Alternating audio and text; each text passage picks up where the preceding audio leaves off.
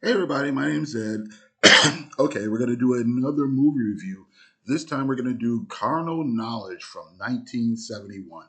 Okay, so the movie was directed by Mike Nichols, who also did Who's Afraid of Virginia Woolf, The Graduate, Working Girls, Silkwood, and it is written by cartoonist and playwright Jules Pfeiffer, starring Jack Nicholson, who we know from The Shining, Chinatown, One Flew Over the Cuckoo's Nest, and Art Garfunkel, who did Catch 22 before this movie.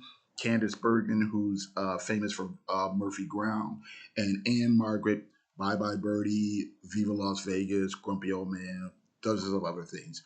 Okay, so it's basically an intimate drama about a couple of longtime male friends and their relationships with women.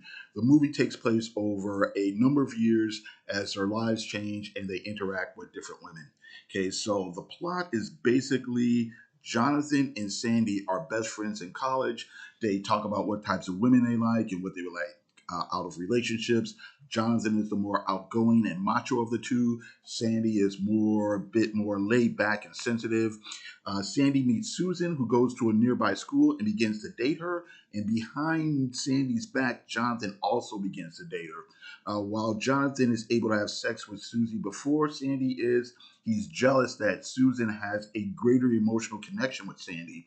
Unsurprisingly, Susan is quite conflicted, and the two men, especially Jonathan, emotionally manipulate her. Years later, Jonathan and Sandy have graduated and have high-profile, successful careers. Sandy and Susan are married, but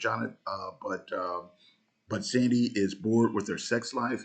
Jonathan dates several women, but he doesn't have a serious connection with any of them. Jonathan eventually meets a woman named Bobby. They move in together, but the relationship is quite troubled.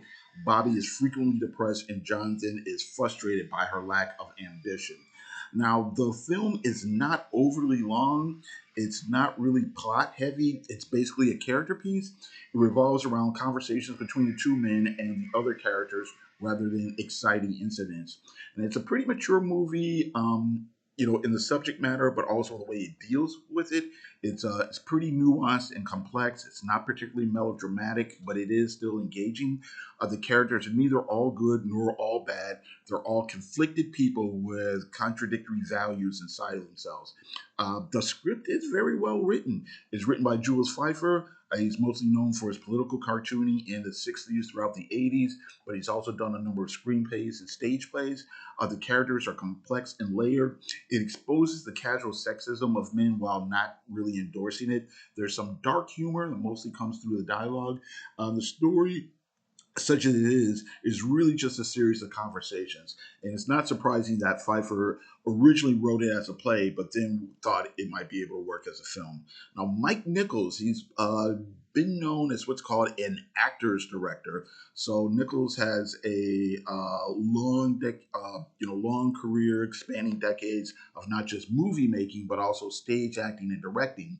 Some of the movies he's directed, such as Virginia Woolf, The Graduate, Carnal Knowledge, were considered groundbreaking when they were originally released, not so much for fancy camera work or editing styles, but more due to the frank subject matter and language and a willingness to address various social issues.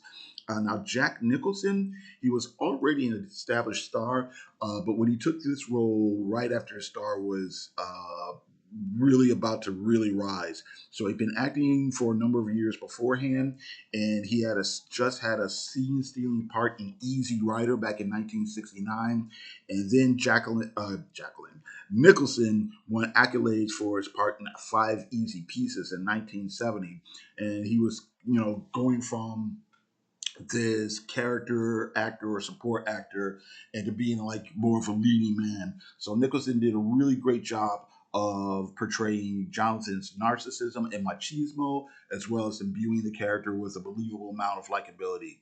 Art Garfunkel was best known at the time as part of the singing duo Simon and Garfunkel. The duo broke up in 1970 and Garfunkel pursued an acting career.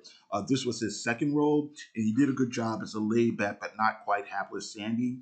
And now the 60s and 70s were a time of immense social change in America, especially in issues revolving around sexuality and gender roles. So while things like promiscuity and infidelity, of course, existed, certain activities became a little bit more open. The film can also be seen as a picture or a snapshot of the sexual revolution as it was happening. So there's no slogans or direct references to any particular movement, but the viewer can see the characters are living through changes in society. And in the film, we don't see them interacting with other friends or family or society at large, but they are clearly being affected by a society and changes with, like I said, sexuality and morality. Having said all that, it is a pretty male centric story. The point of the movie is Jonathan and Sandy's friendship and their feelings about women. And while the women are interesting characters in their own right, we don't really see the female characters apart from the men or deal with any of their feelings when men aren't there. Okay, so to wrap it up, Carnal Knowledge is a dark film, but it is a quality one. The script by Jules Pfeiffer is blunt, but it feels believable in the way that the characters speak and share their beliefs. It deals with men's friendships, sexuality, and neurosis in a frank way and struggles with issues of promiscuity, infidelity, and dysfunction.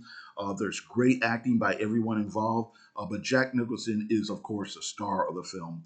The direction by Mike Nichols is solid, although not flashy, and the film is mature in the way that it's very much about middle-aged men both accepting and then sometimes rejecting responsibility for their choices as it relates to romance and sex.